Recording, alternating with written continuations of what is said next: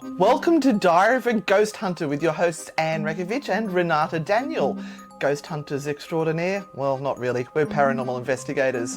This week's episode, we are going to be talking to you about curses, collaborations, the Buttses, magazine, maybe a little bit of... It's a promotion. Yes, a bit of promotion, and performing at a festival. Welcome to the Diary of a Ghost Hunter podcast with your frightfully good hosts and paranormal investigators, Anne and Renata. Join the chaos weekly as we tell you what has inspired us, what cases we're investigating, what is driving us round the twist, and the true horror of what goes on in the background of being a ghost hunter. This is a frightfully good production.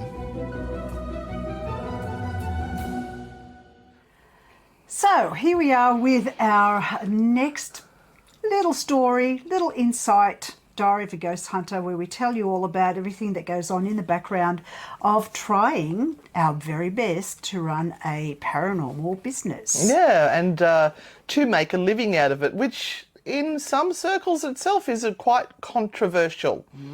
Absolutely. But are we making money out of the dead, or are we making money out of the business of people's interest within the paranormal? That's a whole topic on its own. It is. Yeah. We'll have to tackle that in the new year. But we've done a couple of things over the last few weeks, and one of them being that something that we did quite a number of weeks ago finally came out. We had to keep it secret for so long. Yeah. And that was a photo shoot and a story for New Idea, which is one of our magazines here in Australia. And this was done a couple of weeks prior to Halloween. And they did say to us it will be out on the week of Halloween, so you're going to have to wait.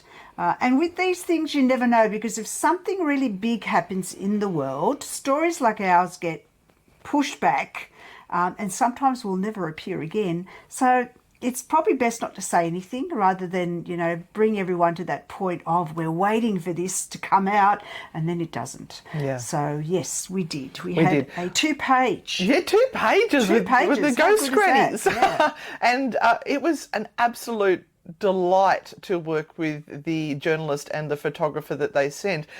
We do like to be in front of a camera, and we like to misbehave. Well, not misbehave, play up to the camera, and we had a lot of fun. Yeah, it was good. We did some sort of vibey sorts of pictures and spooky pictures and hammered up pictures. Of course, that's the ones that they would use. Yeah, too. of course. Yeah. But they had as much fun as we did. And I think they stayed a little bit longer than what we expected because we're just having too much fun. And thank you also to Maitland Gaol for us allowing to film all of that there and use the backdrops. Yeah, absolutely. So that was a tick. That was a big tick for us. Really, really good.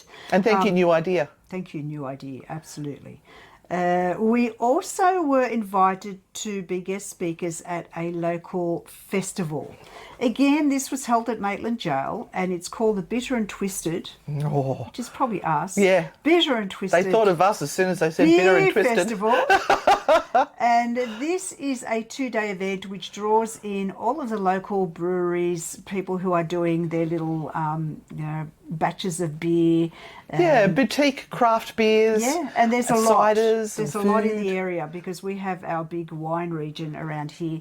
And a lot of them have diversified and are now making beer as well as wines. And cider. And ciders.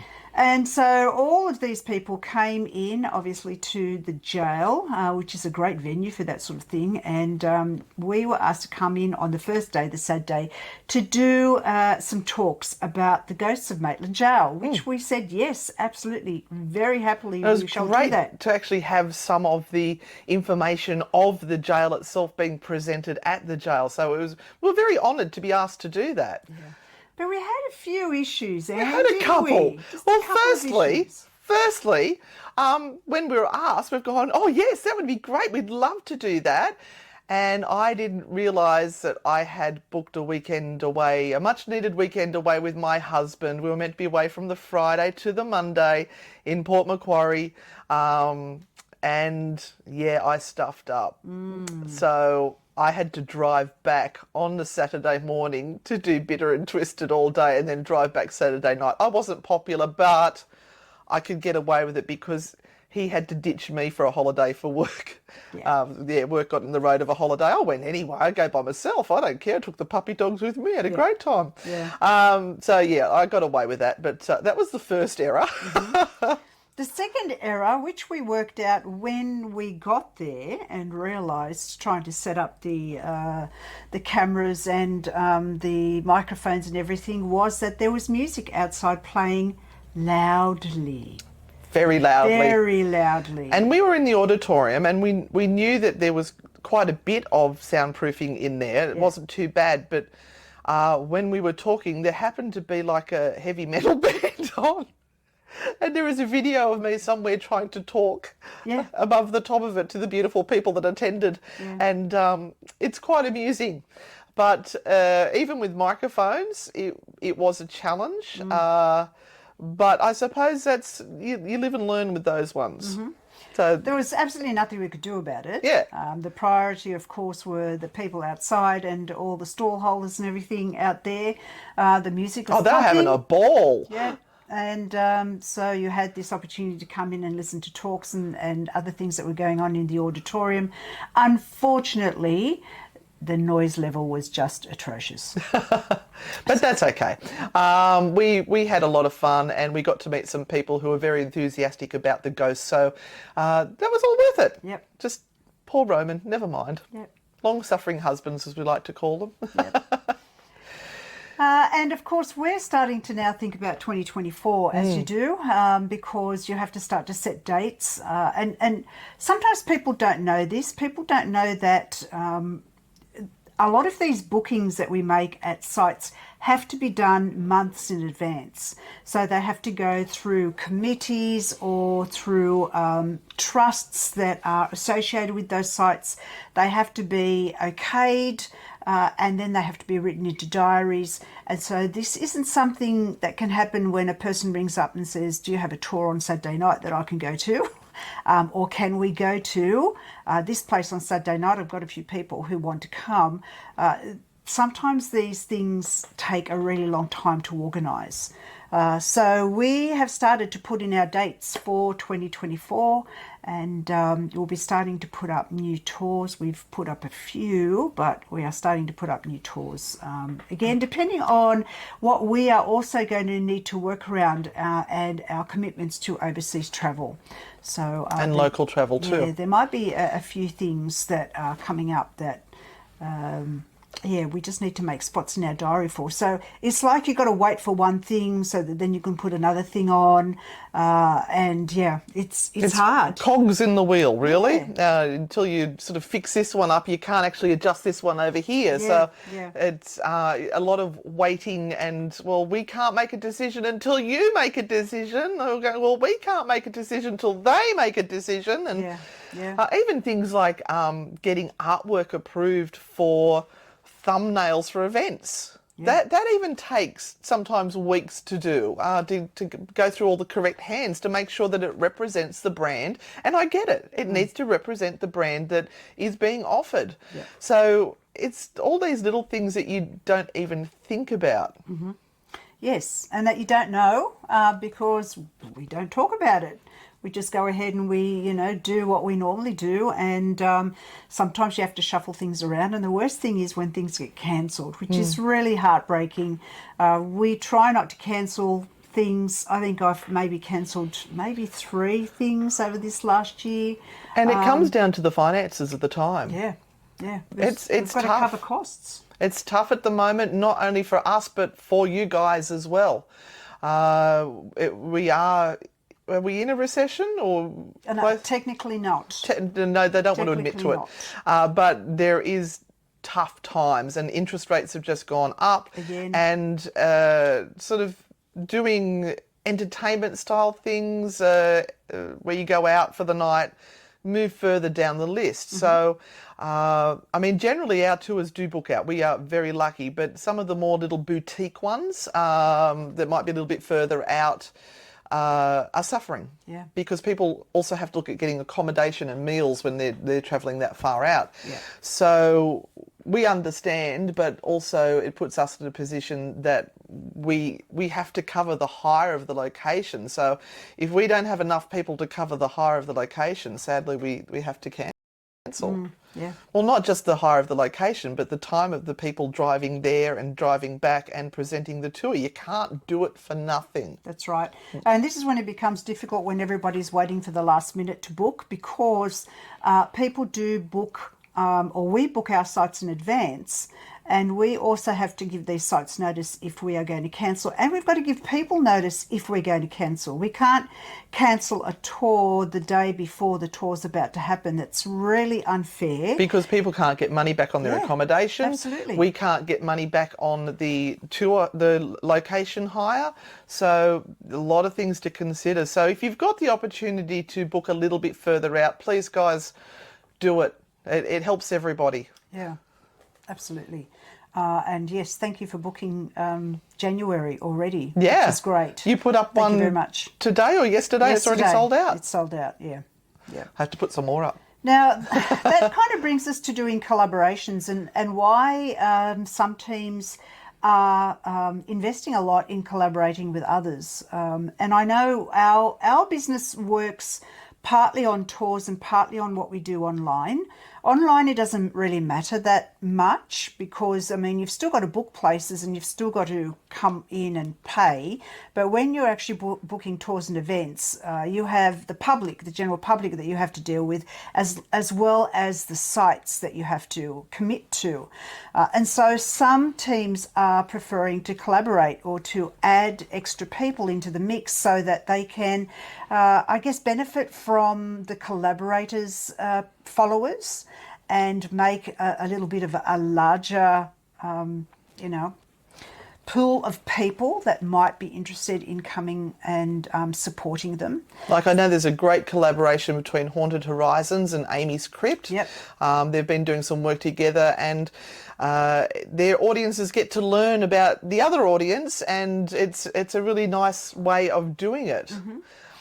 And we have collaborations with Isaac Butterfield and yes. Claire. Yes, we've done collaborations over a year or two actually with them.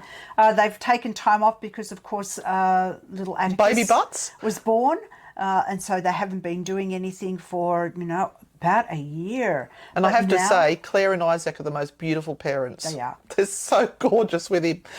But they are ready to step back It's into time. Doing some paranormal things. So, look out for what might be coming up in 2024. We had a big chat to them today. We had a meeting. Oh, we had coffee. To talk. It's a meeting. Yeah, we had a meeting. We had a meeting to try and work out what we could do together, what would be possible. So we've come up with some really good ideas, actually. Yeah, we have. We're just got to see if it all slots in together and actually happens. But there will be more coming with the Devil's Advocate. And he's a very different person on Devil's Advocate than he is the comedian Isaac Butterfield. I mean, he's still a funny bugger, but a lot of those other views stay over there, and he's very different on what we do with him. And if you have a site, or if you have something that you think might be worth all of us coming over and doing an investigation that could be filmed. We'd like to do Interstate too. Tell us, let us know. Send us a message at Anne at ozparatech.com. Yep, so ozparatech.com. We might even go international. We'll see. But certainly around Australia, we'd love a couple of places interstate. That would be cool. Yeah, Really cool. yeah, because he's doing some touring interstate, so we might be able to tag along. We'll say we'll babysit. Yeah, so that is happening, but that's not the only type of collaboration that happens with teams.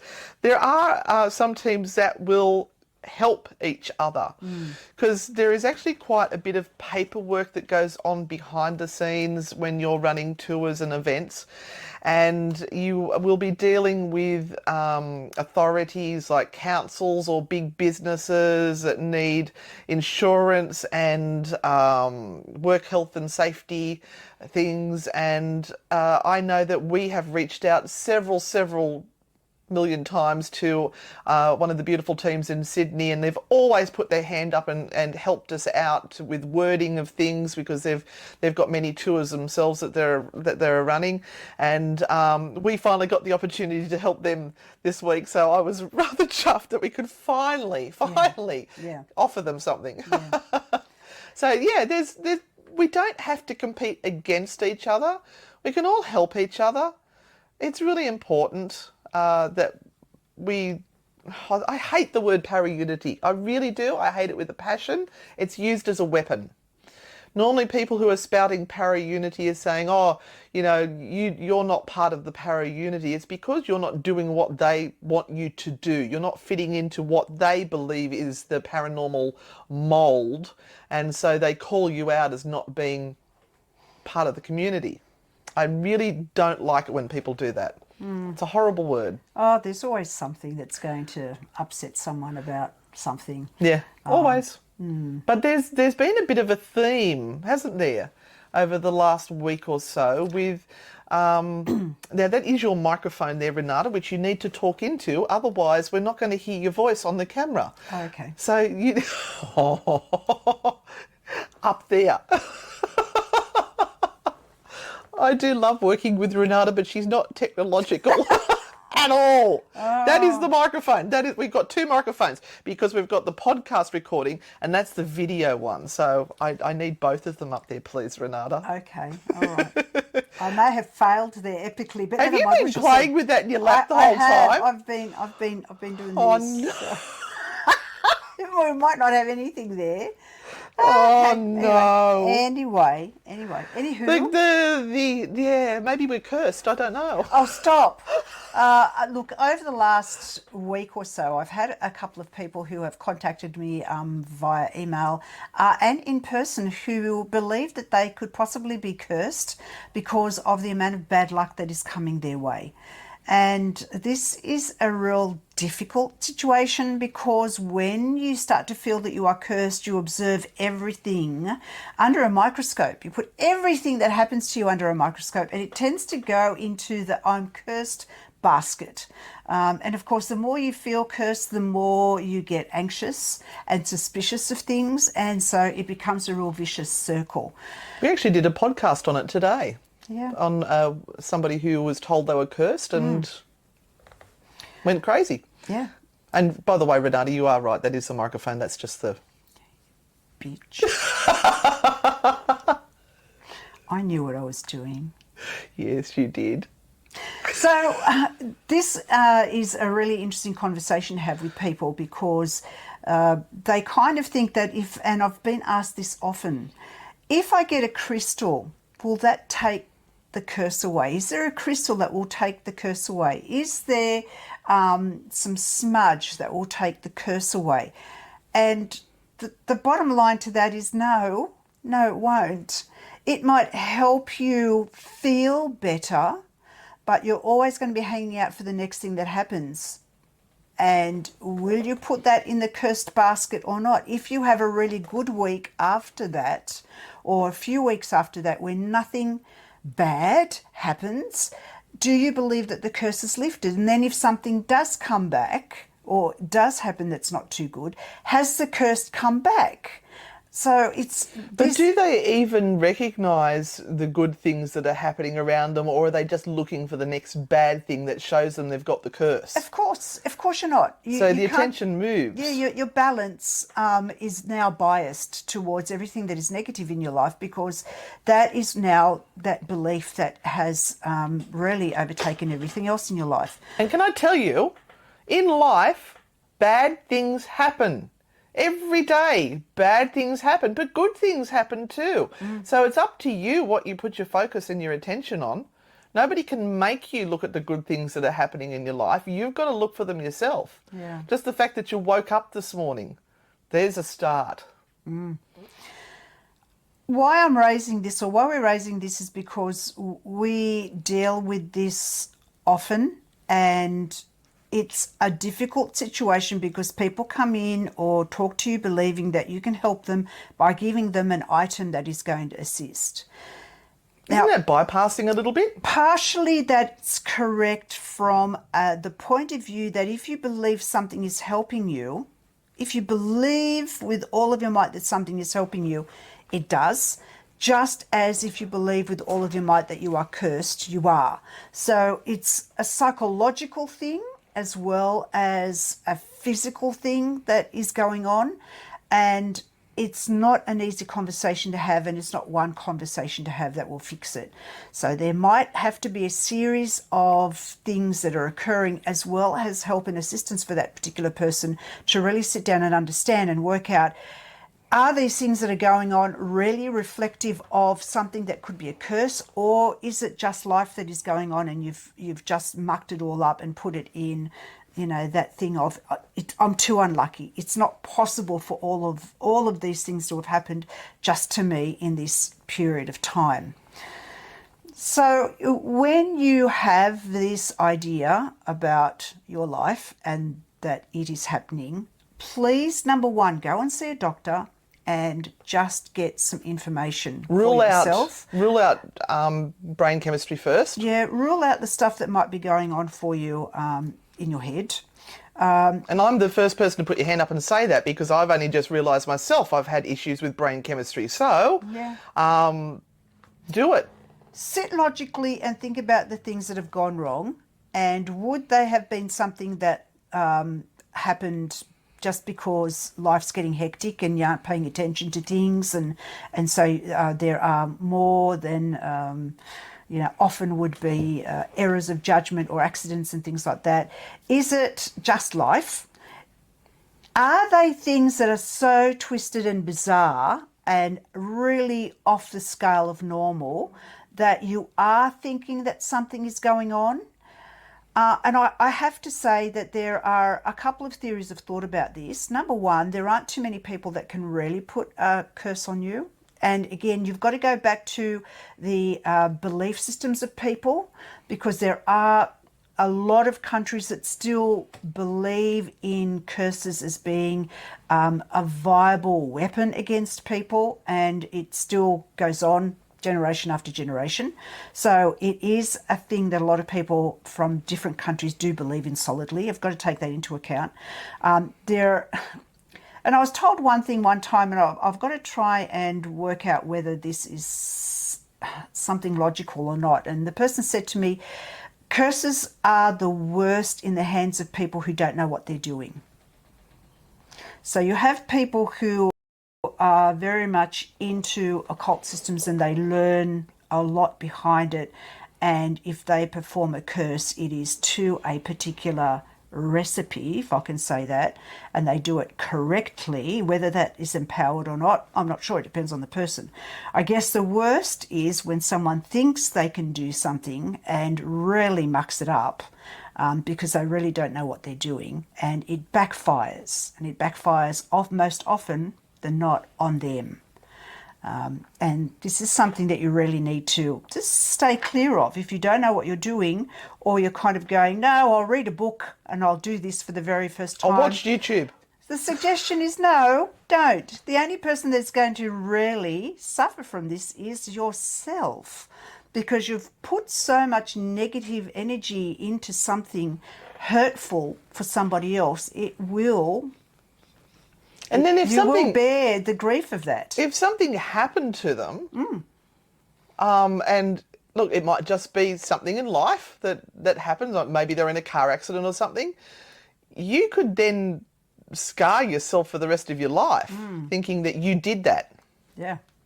You probably didn't, But it was just the timing of what happened. And look, you can go into a shop and say to them, please give me some things to help me break my curse. And they can sell you a truckload of stuff. They can recommend someone who can come and break the curse for you. You'll put your hands deep into your pockets and keep pulling out that cash. Or you can hopefully find someone like Renata who will tell you the truth. So if you think you've got a curse, you're right, because you've cursed yourself. Yes, and if you think that is something that's going on in your life, please get some help. Sit down with someone, whether from your